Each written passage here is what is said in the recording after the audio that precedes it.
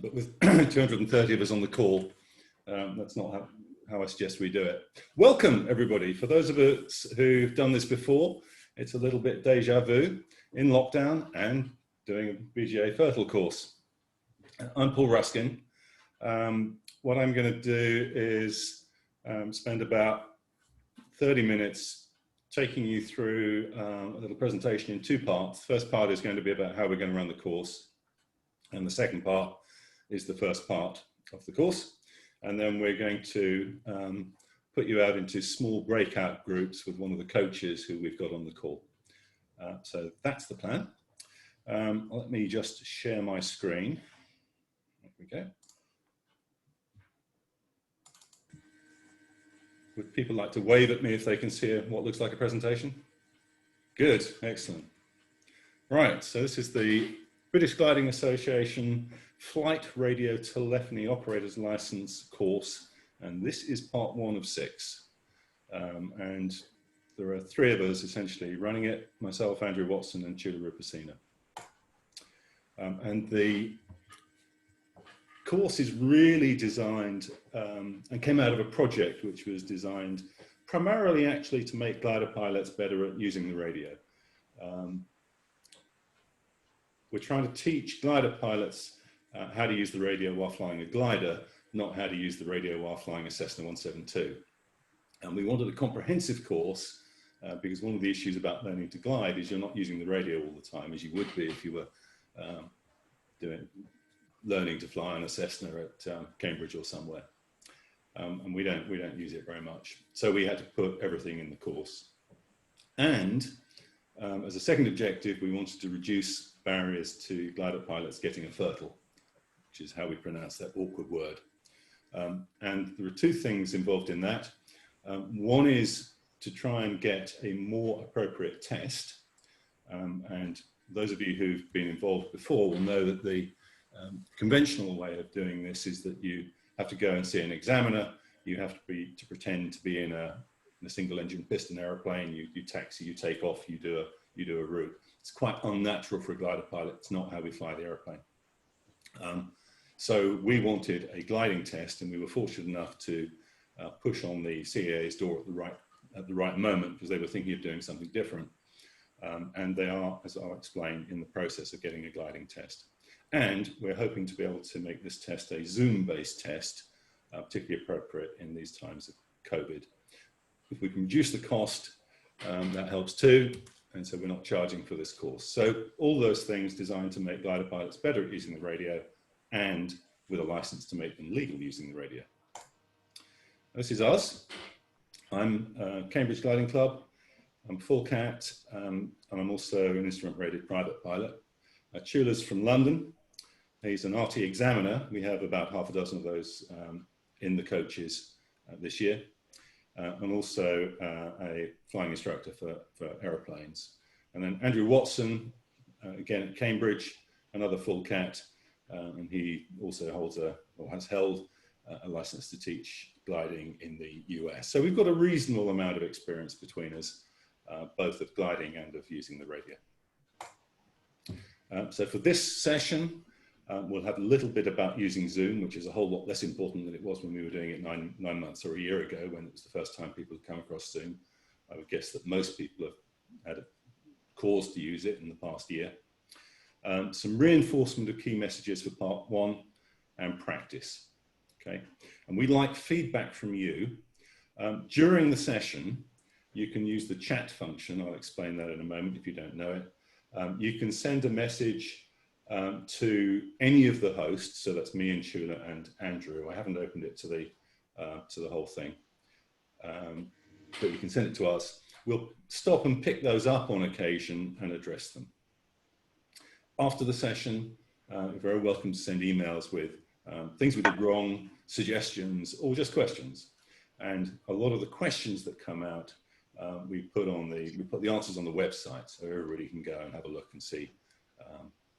Get the little detail of things we didn't think to tell you. Okay, so here's the agenda. A bit about Zoom, just a page. I want to explain in more detail the situation of the course and the test. We'll talk about the role of coaches, and then we'll get some feedback. So here's Zoom. We're only going to be using a few features of this today. You can mute yourself or unmute yourself by the button down to the top, the bottom left, or you can turn your video on and off.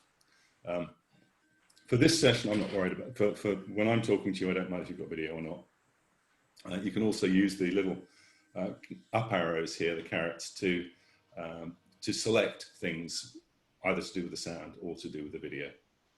You can look and see which participants are in the call by pressing on the Manage Participants button.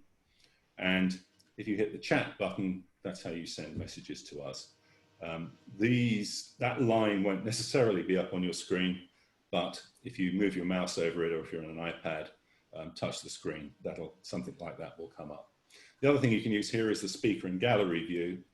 So I'm looking at the gallery view at the moment, where I've got 40 of you on my screen, but you could either choose that, or you could just have the person talking. That might be better for this particular part of the session. A few tips. Please leave your microphones muted. We might ask people to speak, in which case unmute the microphone. I've talked about chat, and I've talked about the speaker view. We are recording the session. We don't publicize, we don't make the recording public, but for people who can't make the session, we send them a private link and they can catch up with that, providing they do the work as well. So if you can't make a future session, please drop me an email and I will send you the link of the recording. When we go to the breakout rooms, this is just like we were doing this in a big hall, and we'd send you off in small groups to a small room. Andrew will set up the rooms. There'll be, depending on how many coaches have joined us, probably about 4 or 5 people and a coach in a room. We set up the rooms. You're invited to a room, you click join, and whilst there is the opportunity to ask for help, which will send one of us a message, it'll be me, and we can drop in and join you, or you can leave the breakout room and return to the main session at any time by pressing leave breakout room. I can put you back in the breakout room, but only if you tell me which one it was. So probably when you go to breakout rooms, just make a note of which breakout room, it'll be a number, just make a note of which breakout room you're going to. Then if I have to put you back, I can do that. The one with Fred in is more difficult. I've got to search the list and find Fred. If we close the breakout rooms at any point, you'll get a minute warning to come back. But actually what we're going to do is we're going to run this part of the session, then we'll go to breakout rooms. When you finish in the breakout rooms, that's it. So you can stay there as long as you like. Okay, so the BGA FRTOL course, we developed the original part of it, and that's the videos that you've seen, part 1 to 5, with support from Airspace for All, which is a group that has some money. And at that time, it was from the airlines, nicely. And they gave us a bit of funding to develop that part of the course. And the original plan was going to be that we would pass that material out to the clubs and let clubs run their own FRTOL sessions. Then COVID hit, and Chula and Andrew and I looked at each other and virtually and said, why don't we run this online? And we thought, should we pilot it or should we just go for it? And we went for it, and we ran it over 6 weeks, developing all the rest of the material that you saw as we went. We've decided to do it again. We're starting now. Unfortunately, we don't have to develop all the material again. You could just watch the videos, but actually we found that it's practice that really makes this work. So these sessions are mostly aimed at doing the practice. So this is about online support. We do 6 2-hour sessions for key messages, practice and questions, and subsequent coaching in preparation for the test. When I wrote this slide this morning, or reviewed the slide this morning, we had about 180 people signed up and 30 to 40 volunteers to coach. And we've got 247 on the call at the moment. So it's gone up a bit since this morning.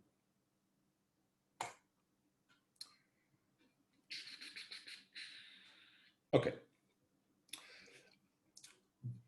A big hint, just watching the videos and coming on this is not going to be enough. There is a surprising amount of stuff to learn here if you haven't done this before. But we've given you some good course material, but you do need to do some work outside the sessions. So the basic elements of this, we have a pre-reading package, which you ought to have read by now, which is in two parts. The first part is the basics, the stuff you need to know to start, like the ICAO alphabet. And then along with that, we've collected all the theoretical knowledge that we're going to share with you in the other lectures. So it's one handy guide. You can go through that, and if you go through that, you've probably got everything you need for the theoretical knowledge exam. For each part, there's a video lecture that comes with it, and we've built that around a glider flight, and then a TMG flight, and then some emergencies. And within that, you'll get examples of pretty much all the RT that you will need, both for day-to-day glider flying and for the test. And alongside that, we put the extra theoretical knowledge. A lot of this you should know from the bronze exam, if you've done the bronze exam. If you've forgotten it, you might need to refresh. If you haven't done the bronze yet, we give you a pointer to some bronze slides on the website, so you can find those. We've got some scripts for the breakouts and practice, and this is as much as anything to help the coaches, because they're playing the part of air traffic control. And although we have as coaches, some of the coaches are air traffic controllers or have been air traffic controllers, not everybody has been. So we put that there, and that means that you can take those scripts away, and you can run the conversation through your head a few times. But when you do it with the coaches, try not to read it from the scripts. Try and work it out and make it up yourself. And then lastly, there's a little app that you can have on your phone if you've got an Android phone or an iOS phone, an Apple phone, called Script Rehearser. And this is something we found about halfway through the last course. And this is really neat. It's a little app that actors use to learn their lines. So an actor learning a set of lines, the other person's lines will be read to them. Then there's a pause. They say their line, they press a button, they get told what their line was. Both verbally and on the screen. So ideal for what we're doing here, because we're actually quite constrained. We're actually delivering a set of lines, and we point you, if you look on the course materials part of the website, you'll find links to Script Rehearser. You can download it. There are instructions as to how to put the various practice scripts on your phone, and then you can practice that on your own. So there's a lot of material there for you to work with away from these sessions. Okay, let's talk about the test. As I mentioned earlier, the old style test is based around a power GA flight using a thing called a RANT simulator, originally a navigation aid simulator. Not hugely appropriate for glider pilots, but all we had up till now. The new style test, you can pretend to be a glider pilot or a helicopter pilot or a power GA flight. And it doesn't use the RANT simulator. It's a one-to-one with the examiner. And rather than having a small number of routes, which the old style test did, the examiner can make up tests as he or she goes. Last year, we were able to do a thing called a hybrid test, which was using the simulator but pretending to be a glider pilot. And that was because the introduction of all this new stuff got held up by COVID-19. This year, it's still being held up, but we think we'll be able to pilot the test. So you guys are going to be the pilots of this new test. And we hope to be able to do it on Zoom, so we can do it with good social distancing, which will give us more flexibility about matching you up with examiners at the end. But we'll worry about that later. You will have to still do the written test, which is just 12 questions in person, but we've got some ideas on that as well. But what we will be doing is organising groups of tests a few weeks after the course finishes, so that you can go into it with some momentum. Those that those are the you that want to do the test. That is, it's not compulsory to do the test. Decent 10% of the people on this course have got a FRTOL and are using the course to refresh. That's absolutely fine. You might decide you don't want to do the test, but it's good to have because it makes you legal when talking to air traffic control. Okay, we have a bunch of coaches. Thank you very much, coaches. Everybody here has given up their time for free. They come from the gliding movement and from outside the gliding movement, which is even better. So most of the session we use will be coaching using the scripts that we've developed. And when the course is finished, we'll see which coaches want to continue, and we'll link the students who want to do tests with coaches. Okay, coaches, you've probably got this by now because this will be about the 5th time I've asked you. Please make sure you've got an asterisk in front of your name. So rather than, in my case, rather than Paul Ruskin, it would be star Paul Ruskin. And there are some instructions there, but basically hover on the screen, find the participants,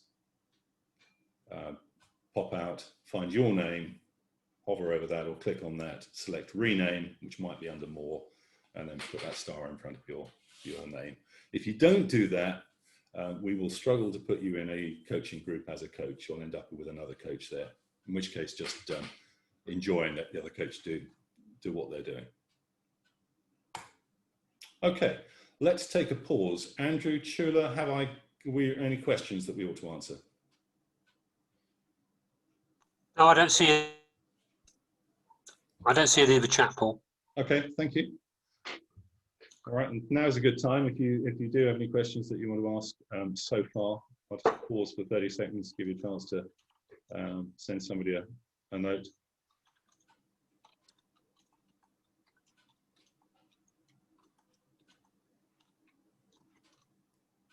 So there's a couple of suggestions in there that I'm looking at now.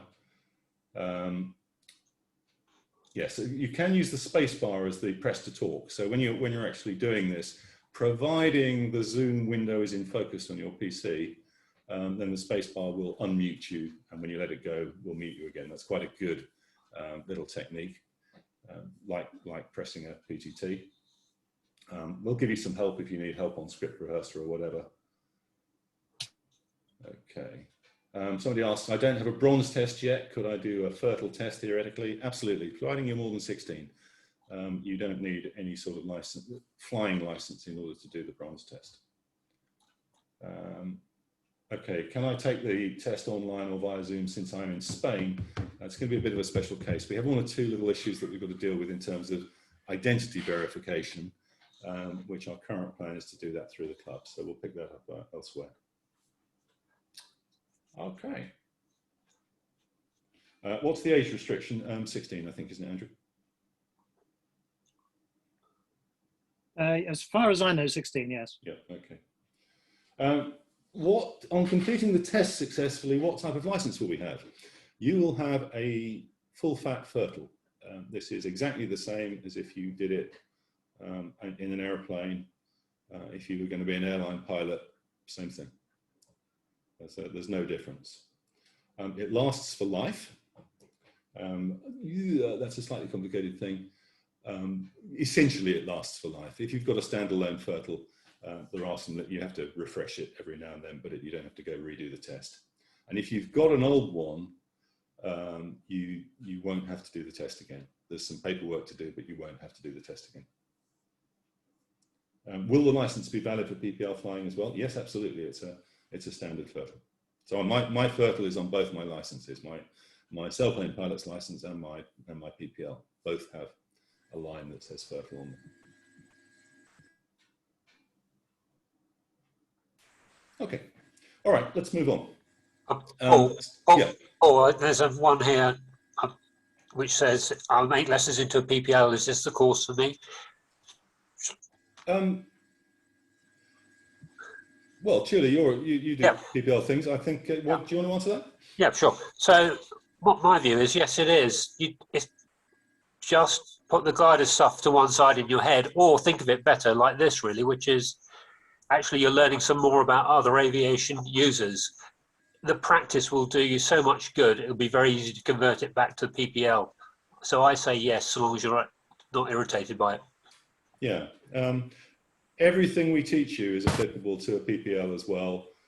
All the stuff you have to learn about the law is ubiquitous. All the language is the same. You're gonna learn a couple of things about flying gliders, which you wouldn't have known about if you've been doing a PPL, but hey, that'll be fun. Maybe we'll convert you.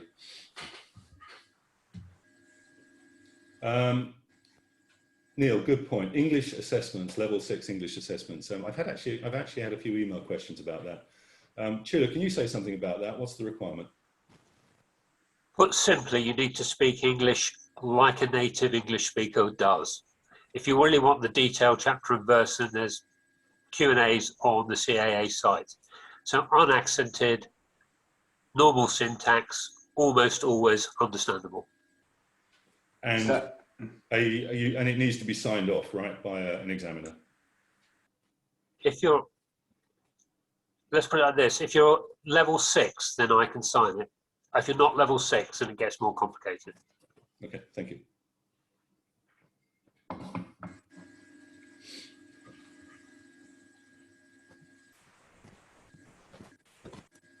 Okay, great. I think that's part one. Let's get into the key messages of this part then. So now we actually get into the course specifically. So this end of things is relatively, we start gently. We try to start gently. So the first thing that you come across is the ICAO phonetic alphabet. And guys, you just need to know this. So if you don't know it, carry it around with you and practice. It's in the pre-reading, and you'll find it anywhere else. You can Google it. On these slides, I have a little star here that says rules. So where it says rules, this is stuff you sort of need to know. So here we go, a little exercise for those of you who don't know, who haven't done it. I'll just give you a minute if you go through that and just spell those out to yourself phonetically. So the first one is going to be Tango Hotel Echo. Right, there's a minute for you to keep going and try and finish that off.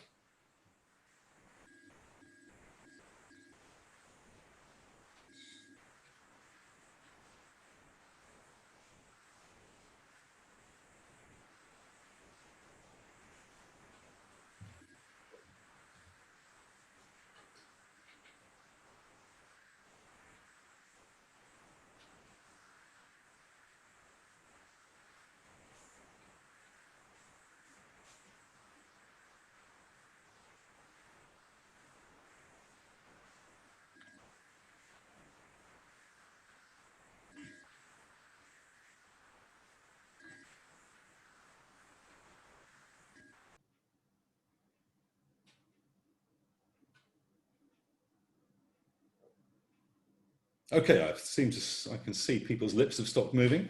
So how did people do? Wave at me if you got that, if that was straightforward. Yeah, anybody struggle? Okay, good. If you don't know it, learn it. The last thing you want to be doing before you make a radio call is going, oh, what was H again? Right. All this is in the theoretical knowledge package that we've produced, but you'll also find it in things like CAT 413, which is the CAA publication. On the website, under course materials, there are a set of references at the end with things that you might like to go and explore. And it's got a link to the latest version of CAT 413. Those things tend to be more than you need to know for this, but nonetheless, they're worth knowing about. So we have special ways of pronouncing numbers. There are certain things where we pronounce each number individually. So call signs, airspeed, frequencies, headings, wind speeds, and directions. So we spell out each number individually. And there's one exception to that rule where for frequencies, we pronounce all 6 digits unless the last 2 digits are 0. So we would say 121.5 rather than 121.500. Or we would say 131.280. It's got a 0 on the end, but there aren't 2 of them. So we spell out the whole thing. Okay, so there's a bunch of things where we do that. And then there's a bunch of things where we pronounce each number individually, except for whole thousands and hundreds. So altitude, flight levels, height, cloud height, pressure settings. RVR stands for runway visual range, visibility, and transponder codes. So an altitude would be climb to altitude 4,000 feet. A pressure setting would be QNH 1000 or QNH 1013. Okay, so not a whole thousand. We spell out the whole thing. If it's a whole thousand or a whole hundred, we use the word hundred or thousand.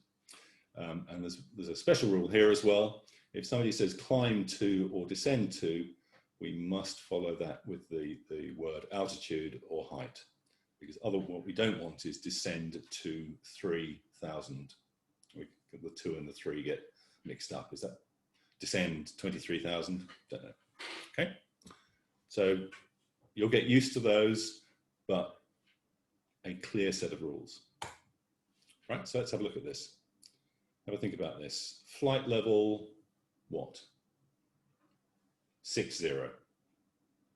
On the other hand, flight level 100.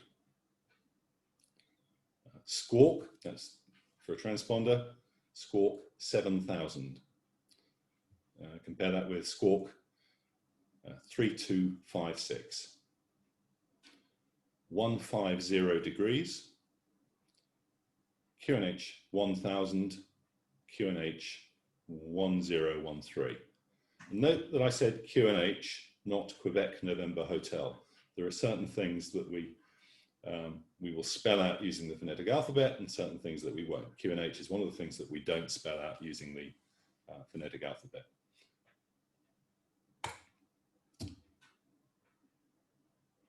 There's a question for you that you should know if you've read the pre-reading. And we use the word hectopascals when the QNH is less than 1,000. The reason for that is the Americans have an annoying habit of measuring pressure in, I think, inches of mercury. And it's possible to get confused with a 9 at the front of it. And most of these rules are because somebody crashed somewhere, sometime. And somebody crashed doing that. So that's why that rule is there. Okay, there are some standard words and phrases. There's a lot of those in the pre-reading, but there's some really important ones.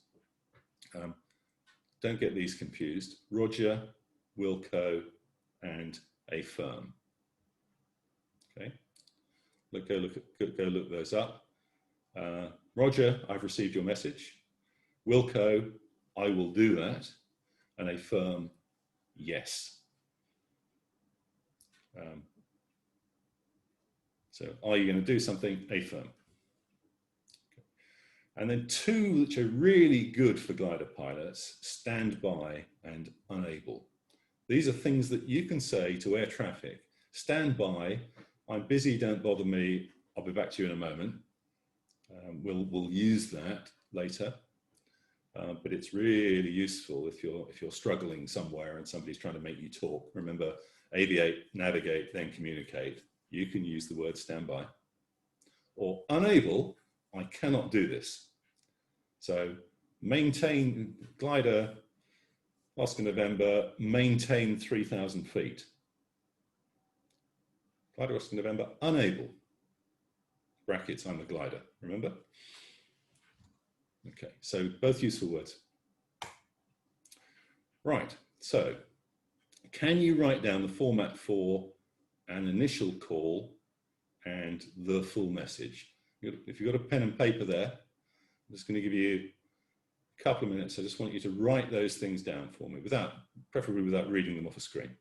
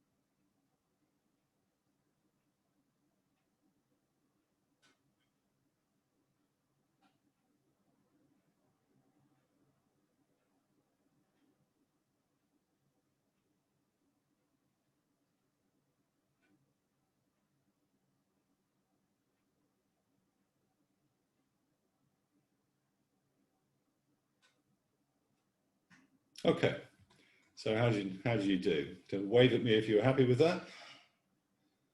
All right, maybe fewer waves than before.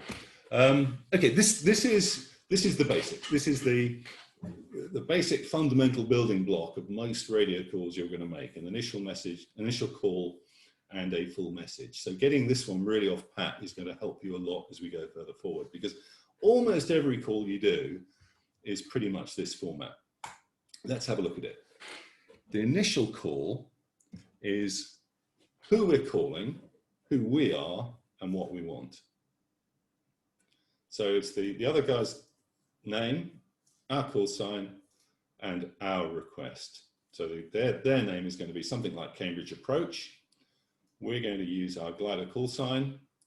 So my glider is glider Golf Charlie Lima Oscar November, and our request very frequently will be request basic service. So there we go, Cambridge Approach, glider Golf Charlie Lima Oscar November, request basic service. That is an initial call. It sets up the communication, alerts them that you're there and want something, and tells them what you're going to want. And then the full message, which is going to be dependent on what it is you want, and where you are and so on, is this. It's who we are, again our call sign. Normally, if we were flying a powered aeroplane, we put the type in as well. So if I'm flying a Mooney, it'll be Golf Bravo Kilo Mike Alpha, Mooney 201 is that bit. But because air traffickers don't know about different types of gliders, there's no point in telling them you're in an S-steer or a Shark or whatever. So the prefix glider on the front of that call sign is enough to tell them that you're a glider, and that's the really important thing. We tell them where we're from and where we're going to. Generally, in case of gliders, that's going to be the same place. So from Gransden Lodge to Gransden Lodge, from Lasham to Lasham. And then we say where we are in 3 dimensions. So the position, the height, or altitude or level, and the QNH that we're using for that. So if we're flying cross country, we're going to be wanting to use one of the QNHs. I normally have the QNH on. We give them any other detail, and then anything else that we want that we haven't already asked for. So the other detail is something about, usually it's something about where we're going. Because what we're trying to do is give them a mental picture of what we're doing. So we're here, I want to go to there, and it won't be a straight line, but at least they've got some idea of where we are. So the next turning point is quite a useful phrase for that. Okay, so we'll come back to that in a second. And let me just see if I can pull up the chat things as well. Okay. Paul, if the breakout rooms are set, if that's what you're looking for. Say again, Sean? Breakout rooms are set, if that's what you're looking for. Oh, fine, thanks. No, it wasn't, but I was just going to see if there were any questions on chat. Okay. Oh, there's a bunch of things here.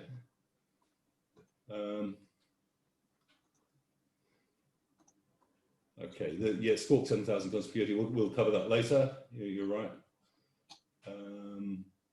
Is FL or Foxtrot Lima? It's flight level. We say flight level for flight level. Do we include VFR? Not if we're in Class G. We will if we're going to do a crossing of a piece of Class D, but not in Class G. We'll tell you, there's a question about Welshpool and Shobden, look same on chart, but one is radio, the other is information. Can we just call Shobden and let them tell us? Yeah, if it's the same place, and sometimes we will tell you in the next lesson or two, next part or two, what these different things mean: radio, information, and approach, and so on. Sometimes we will know what they are before we call them, in which case we should use that. Sometimes we won't. So sometimes an airfield will either give a radio service or it will give a flight information service, and the call sign differs. We don't know till we call them. So I generally just call using the place name. So Shoreham is a bit like that. You can just call Shoreham. Cambridge is like that because sometimes there'll be Cambridge radar, sometimes there'll be Cambridge approach. I generally just use the word Cambridge at the front of the call. We will tell you what a basic service is later, but it's in summary, it's just a very simple, give me anything you think I need to know service. In bronze and beyond, it suggests also stating standard or open glider. Is that recommended? I think that's rather historic, actually. We haven't been recommending that. I don't think any air trafficker would actually know the difference. I may be introducing air traffickers at this point. Paul, this is Andrew. That was a recommendation probably 10 or 15 years ago, Yeah. when a lot of Class D was being introduced. And in fact, when you suddenly had to get a clearance across Class D when the rules changed, the BGA introduced this idea of telling the air trafficker if you were standard or open, but you're right, it's gone away. The recommendation's been taken off the BGA website. Yep. Don't do it. Okay. Where have we obtained our Q&H from? Generally, I'll get airborne with a fairly good idea of the Q&H just by setting my altimeter to the airfield elevation before I go, and I'll write it down so I know close enough what the Q&H is. I might have looked at the local airfield and just on my phone and looked at their Met and got the Q&H from that. If I don't, it'll be the first person I talk to. They're going to tell me their Q&H. Can we use trigraphs? There's not much point in talking to air traffic and giving them a trigraph in terms of either a position report or a where you're going. They have no idea. You need to use something fairly big on a 500,000 map, and it depends a bit on the air trafficker you're talking to. If you're talking to the Americans at Mildenhall, you really need to tell them in relation to Lakenheath or Mildenhall. They know one or two. They know Cambridge. They know Newmarket. Otherwise you tend to get blanking comprehension because they've just arrived from Indiana or somewhere. Well, I wonder if that was a question more about competition numbers, but even if it wasn't. Oh, right, okay. It was let asking that. I'll answer that one as well. In fact, we're going to cover it. We're going to cover it on the next slide, so I'll pick it up there. Okay. How long should you wait if you get no response?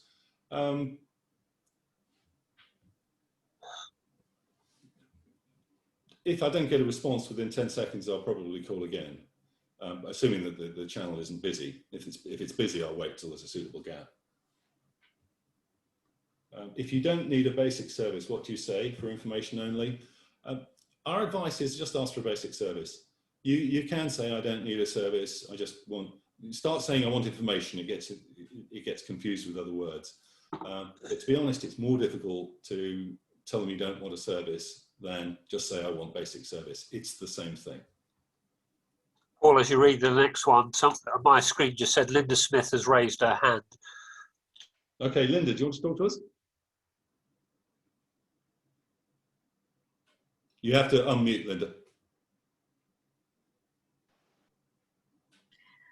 Pressing the space bar didn't work. If you are calling a military frequency, they might be talking to military people on UHF, in which case leave it a bit longer before you call, because they really won't thank you for jabbering away while they're trying to talk on UHF to their people. Yeah, that's a good point actually. You get that with Lakenheath sometimes, or I guess other military people. So yeah, valid. What else have we got? What would you say in the routing part if something you're contacting is where you're going? I'm not quite sure I understand that one. Okay, you'll have to ask me that on the email. Giles has got his mic request as well. I'll say for you, Giles, go ahead. I just concur with Linda from an air traffic perspective. Just for the audience, it's very important that when you dial up a frequency, just take your time and listen first, because actually there might be an emergency taking place. So longer than 10 seconds, I would suggest would be better. Go somewhere around 30, listen out, and then maybe have another go. Yeah, that's good. And we'll make the point about listening before you transmit as well later. Or I'm going to add one here. The other thing that generally happens when I don't get a reply is because I've got the wrong frequency in or my volume's turned down. Excellent point. Thank you. Okay.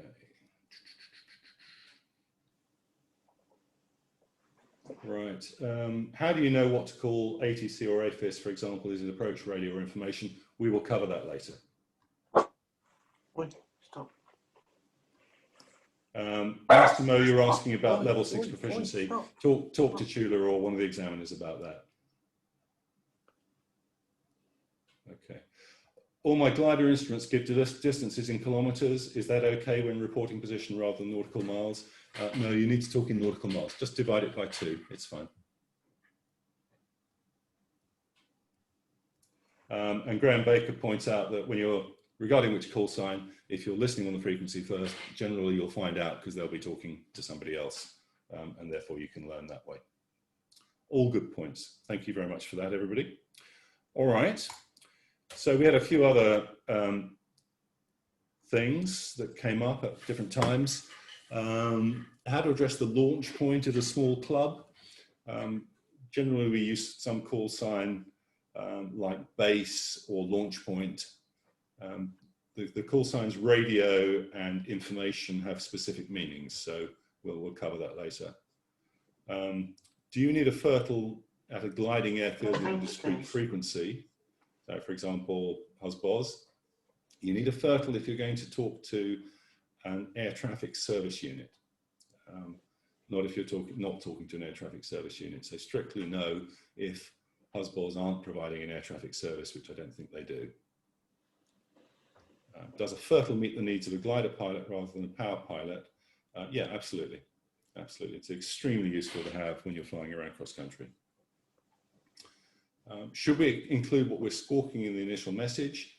Yeah, it can be sensible. Particularly if you think that you want them to give you a squawk and you don't think you're going to get one otherwise.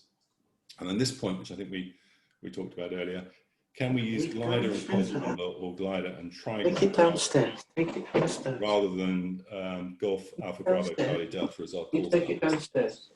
You go. I'm just going to deal with that. You take it down. So this is an interesting one. If you listen to people using the radio from gliders, in general, we use glider plus comp number. So in my case, my glider is 28, so I am glider 28, and I will use that extensively. It's not strictly the thing to do though. And what the rules say is that you should use your G-reg. So I will be glider Golf Charlie Lima Oscar November. We're going to teach you that because that's what you need for the test. So everything from here on will not be glider plus your trigraph, glider plus your comp number. It's going to be glider plus your G-reg. Okay. And Paul, it is also worth saying, and you knew I was going to say this, that that convention of using glider plus comp number dates from the old days before gliders had G-regs. Now that gliders have G-regs, there really is no reason not to use your G-reg in the course. There are about 2 things on this course that Andrew and I disagree with, and this is one of them. We'll come to the other later. And we agree to disagree. So I say this, he says that, you all can make up your own mind. Right, good. So we're going to put you in breakout groups, and what we want you to do is practice what we've just been through. You're flying your glider. Pick somewhere that you know on a cross country. Pick a nearby airfield that you're going to pass. Decide on a height and position that you might need, that you might have to make a call to get a basic service. Okay, it says pair up here, but that's if you're going to be in bigger groups than that. So take it one at a time. Use your coach as the air traffic controller, and we want the glider pilot to make an initial call. The air traffic controller is going to say, pass your message, and then you make a full call. So go around that loop a few times until you're good at it, and then your coach can extend that a bit and perhaps teach you something a little bit beyond that. There's a breakout script that we've given you as a template. Try and do it without that. And if you don't have this off pat, try and learn it by next time, because this is the basic building block that we are going to be building on. So Chula, let's have a go at that if you're there. So you're going to be the air traffic controller. I'm going to be the pilot. So Cambridge approach, glider Golf Charlie Lima Oscar November, request basic service. Either Golf Charlie Lima Oscar November, Cambridge approach, pass your message. Glider Golf Charlie Lima Oscar November from Gransden Lodge to Gransden Lodge, 1 mile south of Bourne, altitude 3,500 feet, QNH 1021, next turning point, Bury St Edmunds.